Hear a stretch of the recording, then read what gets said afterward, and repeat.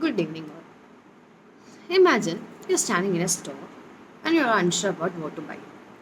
Suddenly, you noticed a product with limited stock label and you immediately feel the urge to grab it. Have you ever think why? I used to think about that and I ended up with something like it will be some marketing strategy or all. But have you ever said yes to something and regret it later? Most of us might have done that. But why do we make such decisions? It's a real question that aren't we in our control that time or we subtly influenced by some other factors. So today I ended reading a book called Influence, Science and Practice by Dr. Robert B. Cialdini, and I guess that now I have the answer for that. So before getting into that book, let's familiarize Dr. Cialdini. Dr. Robert B. Cialdini is a distinguished psychologist and one of the foremost experts in the field of influence and persuasion. Dr. Cialdini's decision to write Influence, Science and Practice stems from this same curiosity of ours about why people often comply with requests or make decisions against their own best interest. Dr. Cialdini has theoretical background in this area, but to experience it on the first hand, he applied for various jobs which heavily rely on persuasion like sales, marketing, fundraising, recruitment, etc.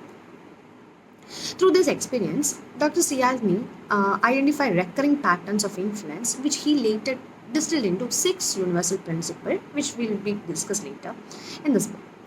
So, Dr. Cialdini also had some personal motives, like he wanted to empower individuals like me, who is very agreeable, impressionable, to recognize and resist others' manipulative tactics. Due to all this, he is known as the godfather of influence. In this book, Influence, Science and Practice, he begins with saying that he got surprised by one thing. There may be like hundreds and thousands of factors or tactics to influence others. But there are only six universal principles to influence that seems to capture the great majority of what all these individuals were doing. He just not describe this principle, but he supports them with compelling experiments, anecdotes, and real world examples to make this book insightful as well as practical. So he starts with Dennis Reagan Coca Cola experiment. In the study, participants were invited into take part in an art appreciation experiment, and each participant was paired with an confederate who posed as another participant. During a break in this experiment, in one condition, the confederate left the room and returned with two bottles of Coca Cola, one for themselves and another for the participant. In another condition, the confederate did not offer anything to the participant. And after the experiment, the confederate asked the participant to buy raffle tickets for a fundraiser. And they found that participants who had received the Coca Cola were significantly more likely to buy tickets compared to those who had not. Interestingly, the number of tickets purchased often exceed the value of the coke they have received. And CRT explains this as reciprocity. People are obliged to give back to others in the form of behavior they have first received. This is actually very, very true.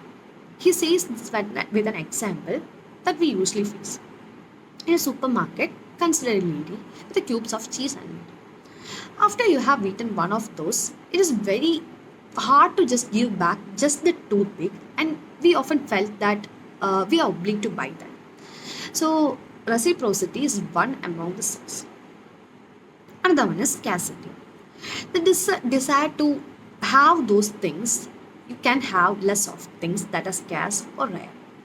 One of the things that many organizations will do is that they inform us how rare or how uncommon their features are. In a study, participants were asked to evaluate cookies from two different jars, one having 10 cookies and one having 2 cookies.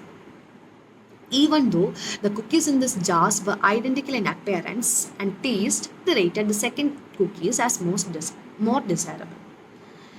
This experiment is known as Vogel's cookie jar study illustrate the principle of the scarcity. This is the same tactics that works with the limited time offers or only a few items left in the stocks, which create an urgency in the consumers and make a product seem more desirable and compel people to act quickly. And the principle is commitment and consistency. The desire to be commitment or consistent with what we have already said or done to be concurrent with internal values and what we have said we are going to do. Through Friedman and Fraser's foot in the door study, he says that home owners were asked to put a small sticker on their windows supporting safe driving first. Later, to place a large unattractive sign in their yard with the same message. Those who agreed to the initial small request were far more likely to comply with the larger one as they wanted to remain consistent with their earlier commitment. In simple life example, he demonstrated that if we call a person on phone, registered voters, and ask them if they will vote in the upcoming election, and they of course say yes. And they now vote significantly more often than if they didn't receive that phone call, getting them to commit to that sort of thing. So next is consensus. It's another principle or what we call social proof. It's an idea that people wanted to follow the lead of similar people or people just like them. Online reviews and ratings are modern form of this social proof. For instance, a restaurant with long line outside is perceived as more better than the one which is empty, simply because the people assumes that the crowd knows something they don't. It is more explained with this Stanley Milgram's looking up study. And in this study, it's very interesting that a group of people stood on a busy street corner and looked up at the sky. When one person did it, only a few passengers stopped by and see what they are looking at. Eventually, more people started looking at the sky. If I am somebody who sees that there is a high chance that I also ended up looking at the sky. It's just liking based on the similarity and attractiveness. We prefer to say yes to those we know and we like. Research cited by Dr. Cialdini shows that people are more likely to comply with requests from individuals they like, especially those who share similarities with them or give them compliments. Says celebrity endorsement work on this principle. If a well-liked celebrity endorses a product, fans are more likely to buy that product because they associate likability to the celebrity with that product itself. Obvious. Through Milgram's obedience to authority study, he says people follow the leads of the credible, knowledgeable experts. If a well-liked celebrity endorses a product, fans are more likely to buy it because they associate the likability of the celebrity with that product itself. There's a tendency to buy more medical products of a company when they show say doctors in their advertisement, and these products work on this principle.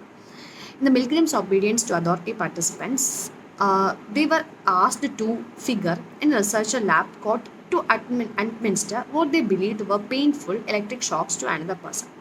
Despite their discomfort, a majority complied, showing how authority figures strongly influence people's action.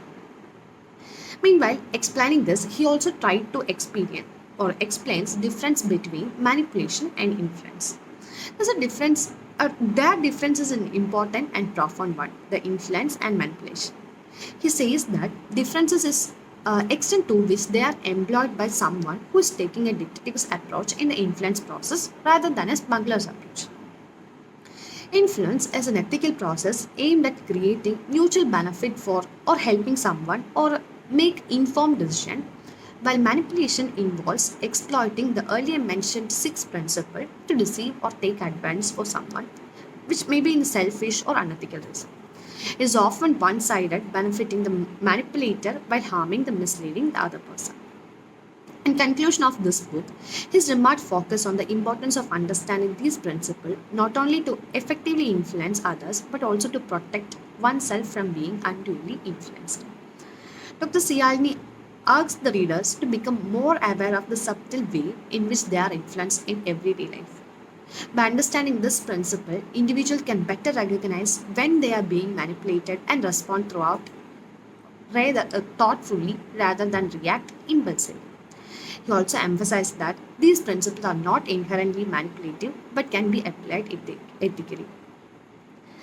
Searle believes that by understanding the science of influence, readers gain the power to make informed decisions. He stresses that knowledge of these principles is a tool of empowerment, enabling people to act in their own best interest or resist unethical persuasion attempts.